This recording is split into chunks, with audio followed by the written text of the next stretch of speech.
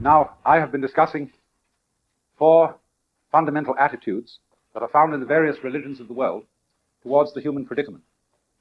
And as you see still on the blackboard, they are given to be 4 R's instead of the 3 R's: repentance, opposite rebellion, and resignation, opposite reincarnation, the latter word being used in a special sense, not in the ordinary sense of rebirth, but of an affirmation of the human predicament, of getting with life. And this morning I discussed the attitude of repentance, the frame of mind in which it is felt that there is something profoundly wrong about being a self-conscious, isolated, individual human being.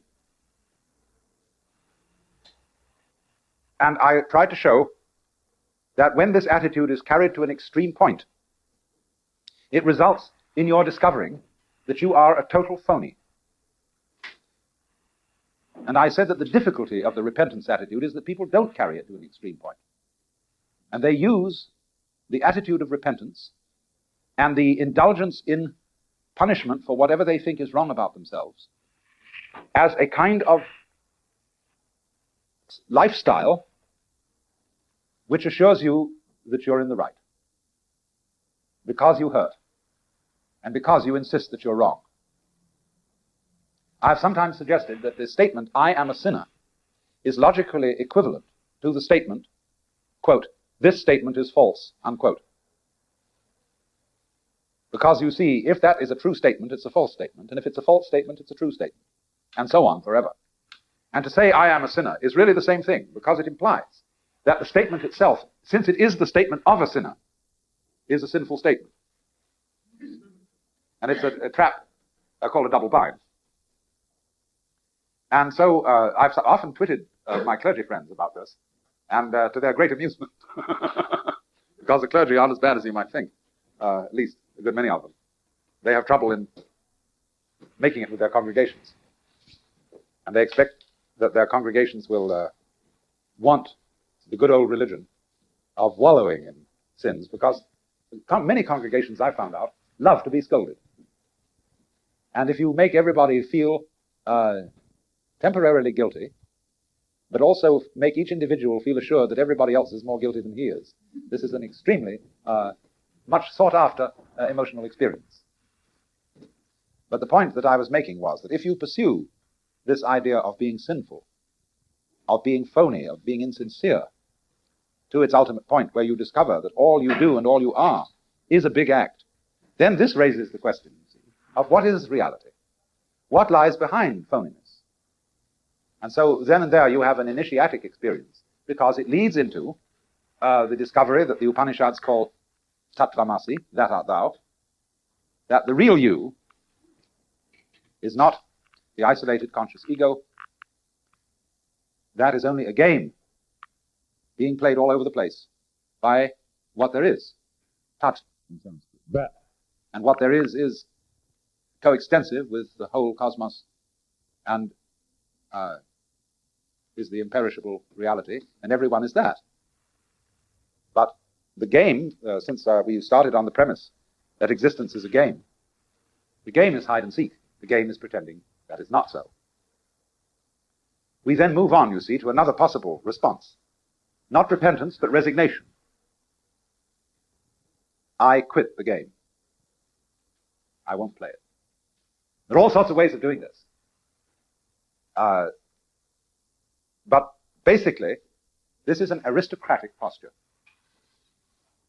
You ordinary mortals, with all your desires and all your involvements, are deluded. You get attached to things. But there are a certain minority of us who are above it all. And we simply resign. We're not going to follow this. Now, this, as I say, is aristocratic, but it may be aristocratic in 2 ways. There's the aristocracy of the Hindu sannyasin, the people who are outside and above caste. And there's also the aristocracy of the actual aristocrat. I get so mixed up with my British and American pronunciation on this word.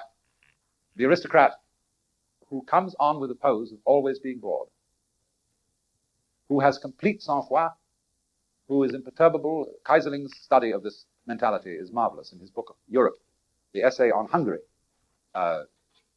portrays the type he calls the grand seigneur. And he always identified himself with this type, this role. The grand seigneur who cannot be fazed, who can always rise to the occasion under any social circumstances whatsoever, without trying to do so, or without apparently trying to do so. In other words, if he goes to the opera wearing blue jeans, he will somehow make it apparent that everybody else is improperly dressed. This is a very interesting type of person. You know, there was an essay written by someone whose name I can't remember in the Centennial Review, which contrasted the attitude to time of the aristocracy, the bourgeoisie, and the proletariat. I said the aristocrat lives in the past because his ancient forebears have achieved everything, and by the fact of his birth and his existence, he has nothing to strive for. And he somehow never need overdo it. He's always cool. The bourgeois, on the other hand, feels that it's necessary to arrive, and he's always striving for the future, whereas the aristocrat lives in the past. On the other hand, the proletarian lives in the present, because he doesn't care about his reputation, and he just lives. And so of the two, the bourgeois is the sucker. Because the poor bourgeois is always cheated. Because, well, it's going to come someday, see? You're going to get it. Even your money, when you pull it out of your pocket, says on it, promise to pay. Watch out for that. It's promises. And the bourgeoisie, you see, lives on promises.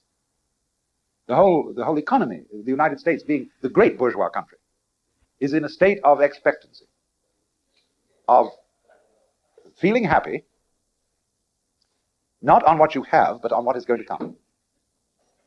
The aristocrat is happy on what has happened. These great achievements of the past, there's nothing left to do except glory in it. The proletarian wants it right now, see? And very often gets it. But the poor bourgeois, as my uncle once said, the poor have it given to them, the rich have it anyway, but the middle classes do without. So, both the aristocrat and the sannyasin have resigned. Now, the more interesting of the two types is, of course, the sannyasin, who resigns from the world game. Let me review for you the role of the sannyasin in Indian culture. You know there are 4 castes. The caste of priests or Brahmins, the caste of warriors and rulers called Kshatriya, the caste of merchants called Vaishya, and the caste of workers called Shudra. And to belong to a caste means that you are in the state called Grihastha, which is householder. That is to say, you are one who is involved in the world. You are engaged in what is called Loka Sangraha. And Loka means the world, Sangraha means upholding. Upholding the going on of the great illusion. And so you are playing for money, for position, for status, for success. And hoping, above all, that you can win. You can beat the game. But it's supposed in the same culture that every man who attains the age of 45 or so, who has now a grown son to take over his work, will quit the game, will resign. And so when you become at that age, you're supposed to move from the state of grihastha, householder, to vanaprastha, which means forest dweller. You give away all your possessions to your son, you change your name, you take off your clothes and go more or less naked, because you have abandoned status. So the sannyasin has no status. He is, however, respected in the culture for being an upper outcast, whereas the aborigines of the Indian peninsula are untouchables, the lower outcasts. And the upper outcast always mimics the lower. For example, Buddha had his disciples wear ochre robes because ochre robes were worn by convicts. So in the same way, if today in San Quentin they all wear blue jeans, of a special kind, pants and a kind of a blue denim jackets, this could well become the uniform of a new kind of sannyasin in the Western world, and to some extent this is happening. So this guy says, the game is not worth the gamble. The richer I get, the more miserable I get. You know how this is. You think that your problems may be monetary, and you get more money. What do you do then? When you've got enough money, you start worrying about your health. And you can never stop worrying about that. Or if you're not worried about your health, you worry about politics, if somebody's going to take your money away from you. You worry about taxes, about who's cheating you. And so the person who goes through all that sees, finally, I don't think the game's worth it. I'm going to resign. And so resignation, or renunciation, is different from repentance. It hasn't got the same kind of passion in it at all. The repentant person feels he's wrong, has made mistakes, has committed sins, and wants to get better. But the renounced person isn't concerned with that kind of thing. He knows that better, progress, whether moral or material, is an illusion. And you have to understand this when you approach, for example, the study of Buddhism. I think one of the most withering remarks I ever heard from an Oriental, he was Japanese. He said once, you must never forget that whereas Jesus was the son of a carpenter, Buddha was the son of a king. You know, wow, take that. And it's true, you see, there is something always of that about it. That this is not the... There's a sense, you see, in which Christianity historically was the protest of the slave class against the Roman establishment. Buddhism was different. It was the abandonment of position by an aristocracy. So we've done it, we've seen it all, we've had it. And so now we check out. And we will be, therefore, we will resign from all games. And if you follow this attitude to an extreme, you're going to make, because it all goes to the center, the same discovery that is made by the person who follows repentance to an extreme. Just as the repentant person discovers that his contrition is phony, the person who tries to resign will discover that he can't. That there is no way of not playing games. Let's go a little bit then into this game theory. There are a lot of games that we play. And it's not only the game of can I get one up on the universe, of pretending that I'm me, this ego, with its name and its role, the mask. But also we have what I call meta games. For example, the game, my game's better than your game. I won't play with you because your game is vulgar, stupid, banal, inferior. And or one of the most, therefore, effective games in saying my game is better than your game is that I'm not playing games at all. You are.